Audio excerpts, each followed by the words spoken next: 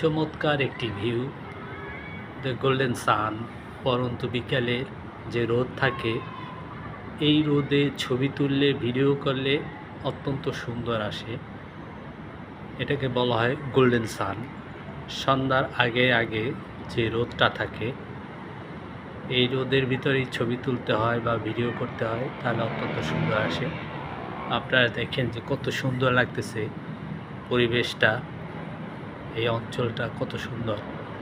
দূরে পাহাড় দেখা যাচ্ছে, আমি টেনে বড় করে দিচ্ছি, দেখেন যে দূরে পাহাড় দেখা যাচ্ছে। এই যে